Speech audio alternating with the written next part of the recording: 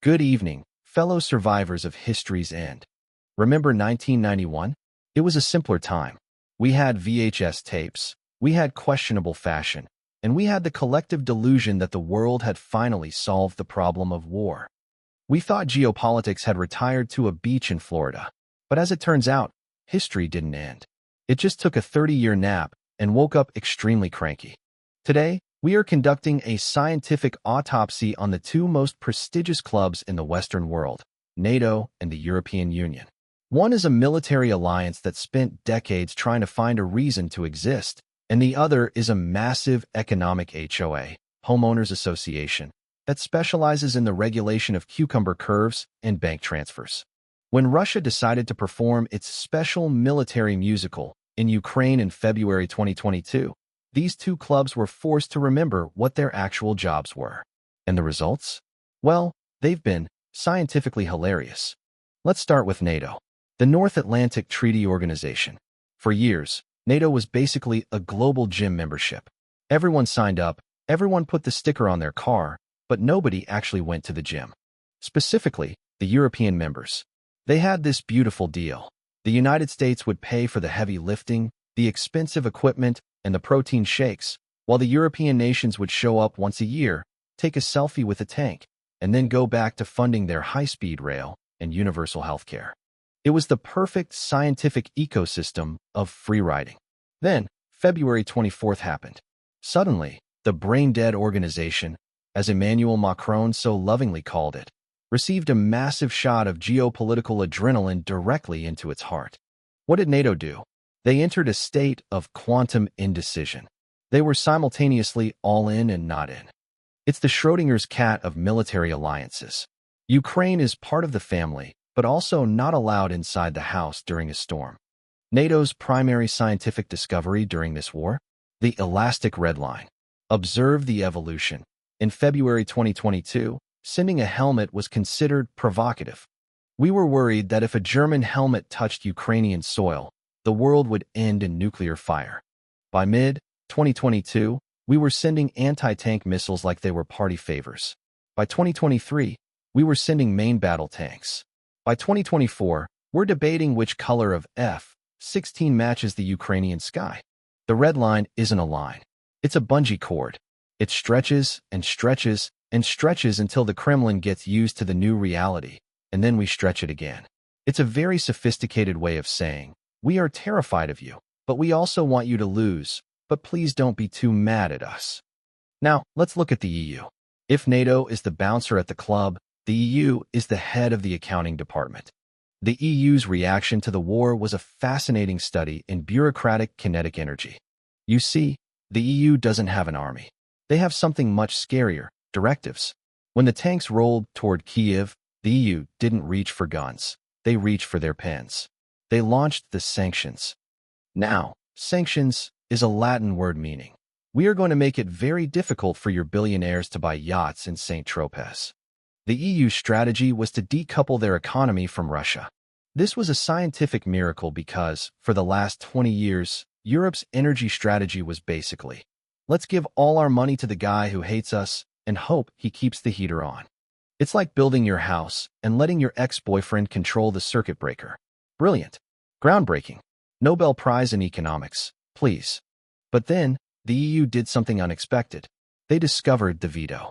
Specifically, the Hungarian veto. Science tells us that the EU is a body of 27 nations moving in one direction. In reality, it's 26 people trying to run a marathon while one guy, Viktor Orban, keeps trying to tie their shoelaces together. It turns out that the greatest threat to European security isn't just Russian missiles. It's the fact that one guy in Budapest can stop a €50 billion aid package because he's feeling unappreciated. Let's talk about the hardware. The scientific supply chain. For the first 6 months, the West's role was basically a high-stakes version of eBay. Ukraine would ask for something, and NATO would say, we don't have that in stock, but would you like some Soviet-era leftovers we found in a Polish basement? Then came the tanks debate. Germany, bless their hearts, entered a state of geopolitical existential dread. For months, the Leopard 2 tank was treated like a sacred relic. If Germany sent a tank, They feared the ghost of the 1940s would return. They waited. They pondered. They checked the weather.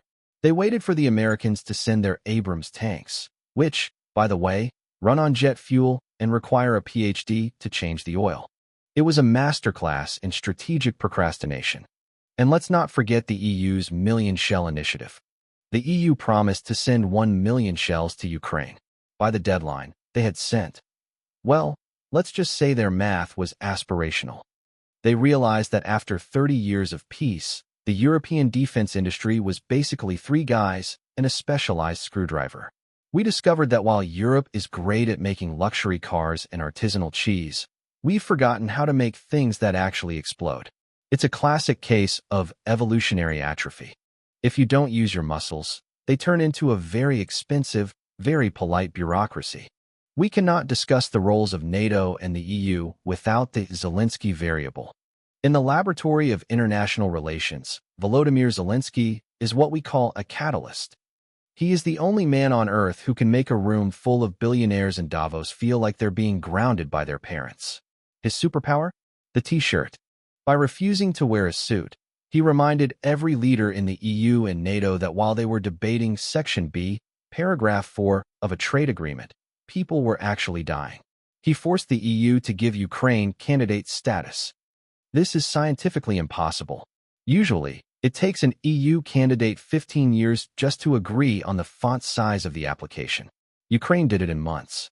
Zelensky effectively hacked the European operating system. He found a backdoor called moral shame, and he clicked enter repeatedly until the system crashed and gave him what he wanted.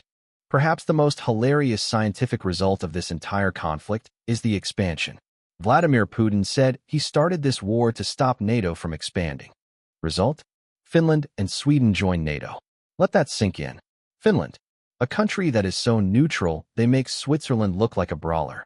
Sweden, a country that hasn't fought a war since before the invention of the light bulb. Putin managed to do what 70 years of American diplomacy couldn't. He made the Scandinavians scared enough to join a military club.